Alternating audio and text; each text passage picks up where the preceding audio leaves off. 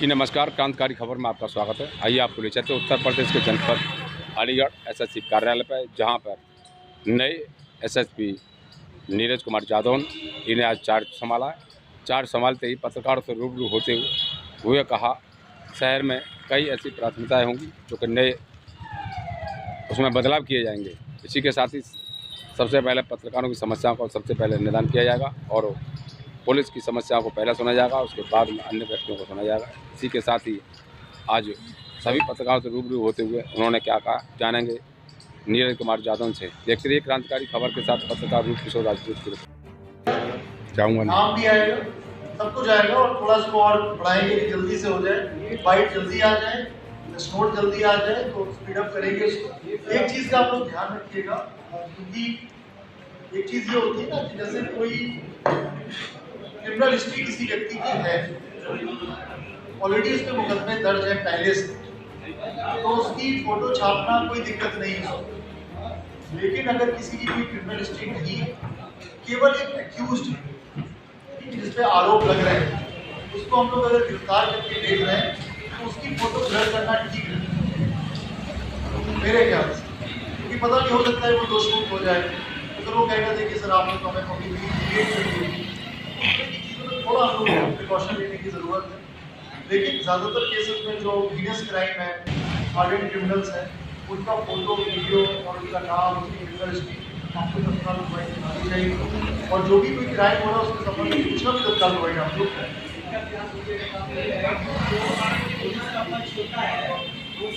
आप लोग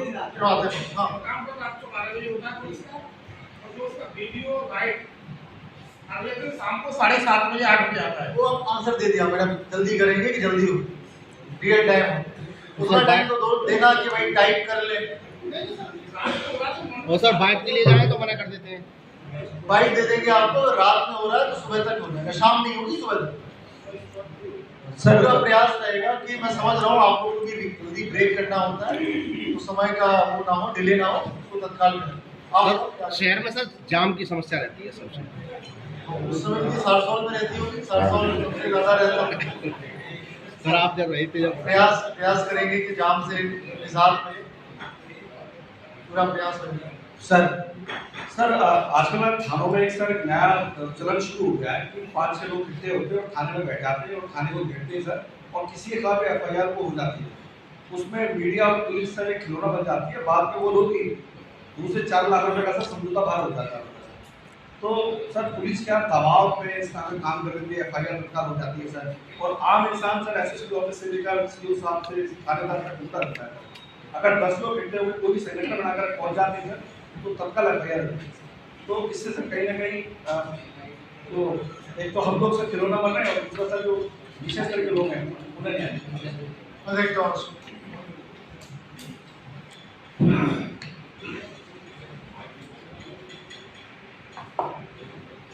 सर जैसे भी नेपाल के अंदर आंदोलन हुआ जेनजीज का, वहाँ से कई सारे सजायाफ्ता मुजरिम वहाँ से फरार हो चुके थे। तो क्या अलीगढ़ जोन में इस तरह की कोई जानकारी मिली? एक बार। सेकेंड थिंग दिस की जो हमारे रोहिंग्या मुस्लिम जो यहाँ जो मीट फैक्ट्री है यहाँ पे, पहले कई सारे टाइम पे यहाँ सारी जानकारी मिली कि वो नाम परिवर्तन कर फर्जी आधार के आधार पर गए, तो उस क्षेत्र में आपकी क्या आगे कार्रवाई रहेगी? फर्जी आधार कार्ड बना रहे हैं, फर्जी कोई भी डॉक्यूमेंट बना रहे हैं, उस पर तो बिल्कुल कठोर कार्रवाई करेंगे, क्योंकि वो फिर राष्ट्रीय सुरक्षा के लिए भी खतरा है।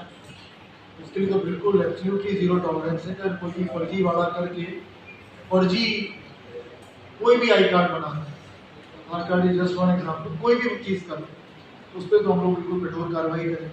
और अगर यहाँ पे कोई ऐसा व्यक्ति है उसको भी चिन्हित करेंगे, बिल्कुल टारगेट तरीके से काम करेंगे।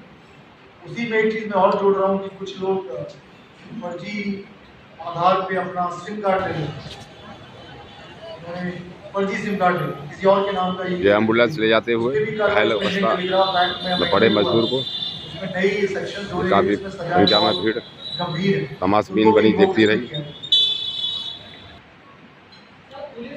और रही बात रोहिंग्या वो नेपाल वाली, लखीमपुर खीरी है बॉर्डर, बहुत दूर है, लेकिन अगर कुछ होता है तो उसको भी देखेंगे हम। हरदोई में थे तब भी किसी ने सवाल ही पूछा नहीं।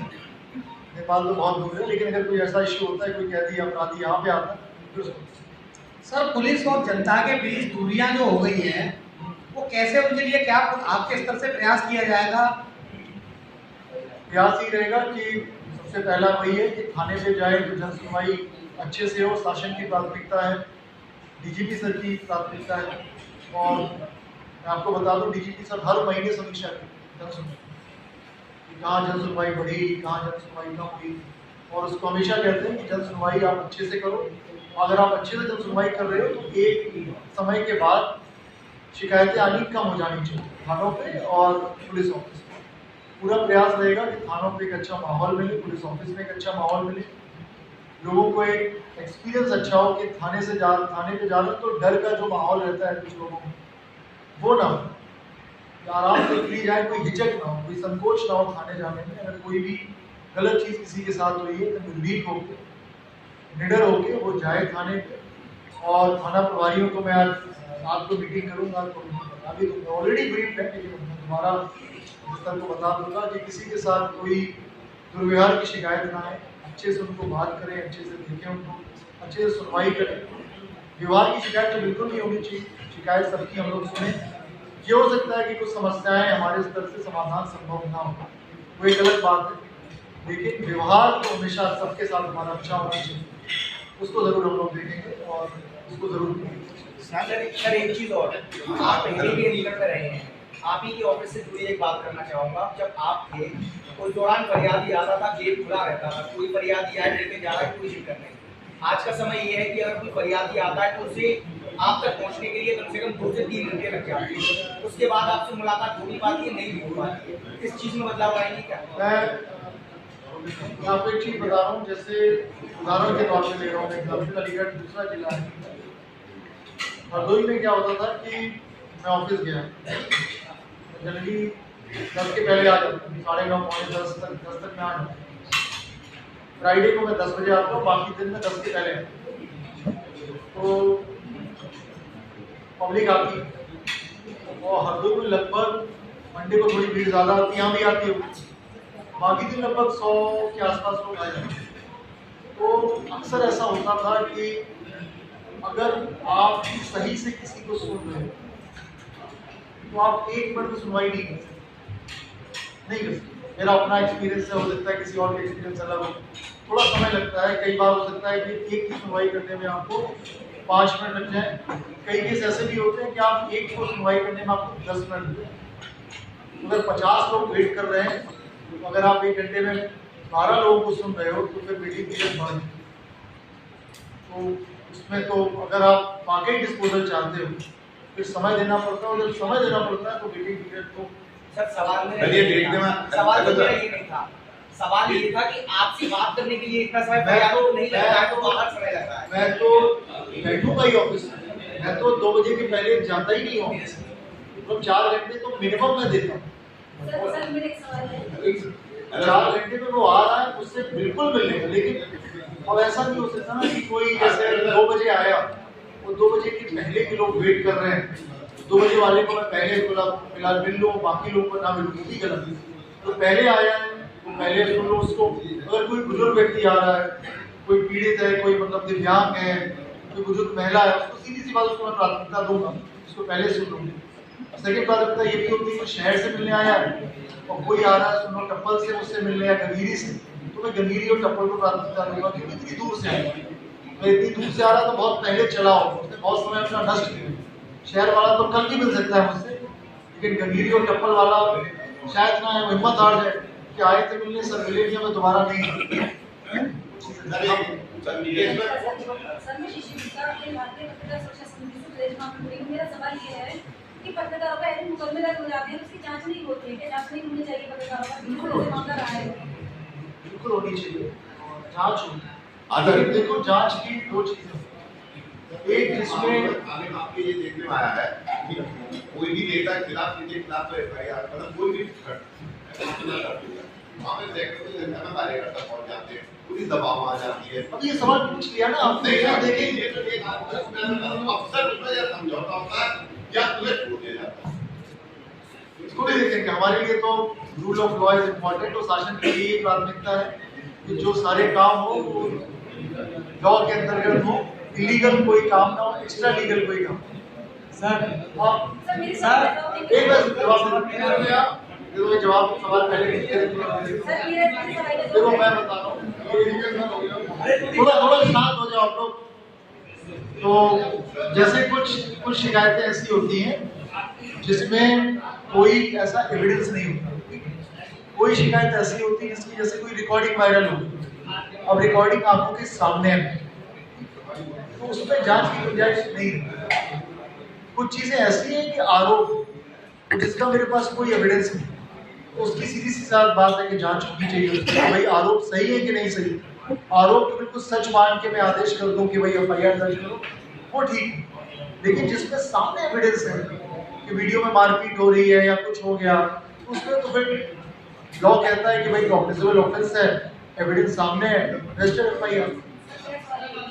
सर मेरा सवाल हो जाए नहीं होगा, बिल्कुल लीगल तरीके से सब होगा, नहीं होगा, जांच होगी, जांच बताओ आप। सर पहले तो मेरा नाम मुकेश है, भारत का बात करता हूँ।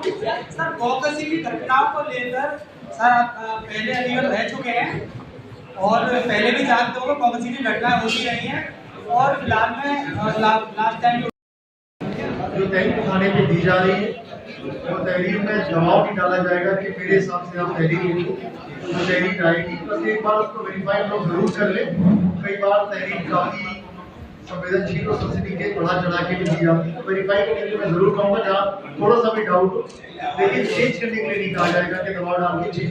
सर क्रॉस एफआईआर का प्रचलन चल रहा है, उससे कैसा निपटा जाएगा कि पीड़ित के साथ में मारपीट होती है और गंभीर चोट आती है, उसके 5 दिन बाद पुलिस एक मुकदमा दर्ज कर दूसरा उसको भी हम सर ये जनपद में सबसे बड़ी पीड़ित की समस्या। सर अभी ताजा मामला है 2 दिन पुराना, ताजा मामला बताओ, जनरल चीज कर लो क्योंकि मुझे नहीं मालूम है ताजा मामला। उसका गला दबाते हैं, फिर भी यहाँ पीड़िता मिलती है कट्टा साहब से। चेहरा का परेशानी है